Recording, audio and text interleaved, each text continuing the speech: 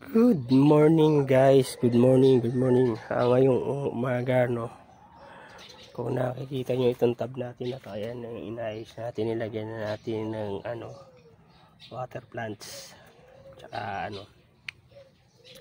yung nando sa kabilang tab natin na rectangular tab, ililipat natin rito para malagyan ko ng overflow yung na yun, para sa ganun yung kulay itim na yun hindi ko na po problemahin na pag laging tatakpan, lalo na kapag umuulan. So nalinis ko na yung, natanggal ko na yung mga so try na lang natin ililipat tong mga ang katerbang muli natin. Iba-ibang po yan, yung may batik, mayroong puti, meron siya, ang dami po siyang yung maliliit. So yung muna maliliit ang unahin nating huliin. So samahan nyo ako.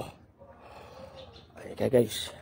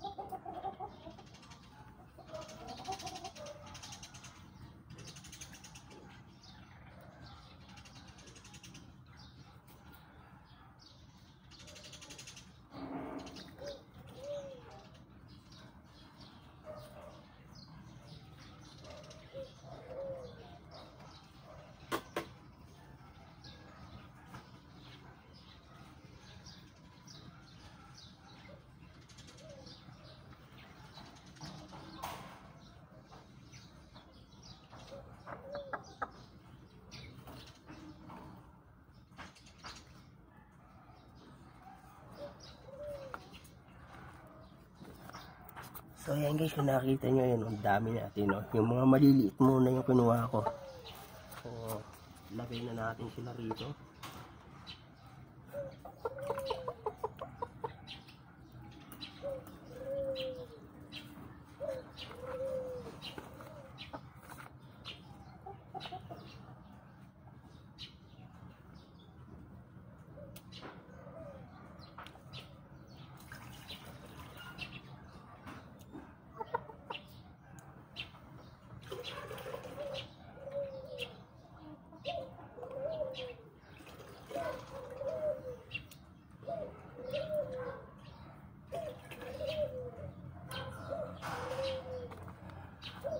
Siguro tataka kayo bakit biglang nilagay ko na lang, no? Nasa amin, di ba, yung iba pagkano dapat i-acclimate yung isda muna bago ilagay sa ano. Kasi naka-open naman po sila ilang araw na at ulanin arawin na po sila. So iisa na lang po yung timpla ng tubig niyan. Naka-open naman po sila kaya hindi na tayo na i-acclimate pa na tinatawag yung isda dahil hindi naman po sila mag-iinda. So ayun kung nakikita nyo. Okay, so ayun ang ganda ng langoy-langoy nila. Ayun. Kita nyo po tuwa sila kasi mas malinaw yung ano nila. Tsaka konti lang yung plants na nilagay ko.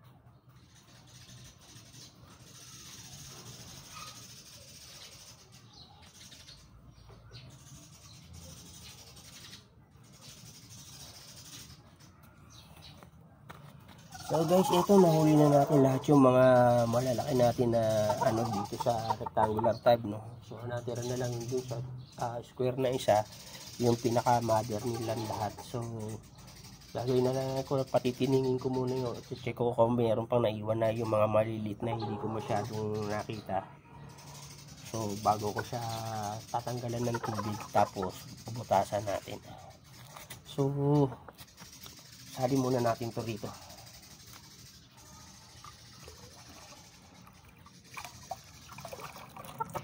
So ayun, irekta ko na sila kasi may overflow naman yan. Yan ako nakikita nyo. Ayan, tumatagas.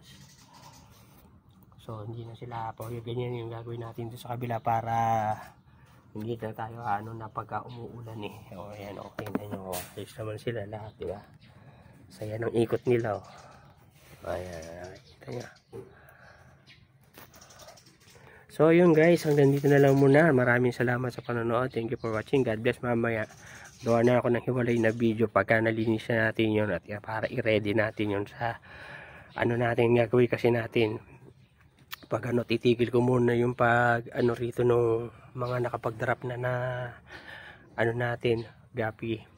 So ilalagay natin parang gagawin natin community at thank you kung isa na yun na rectangular para iwalay yung mga female, tapos pagka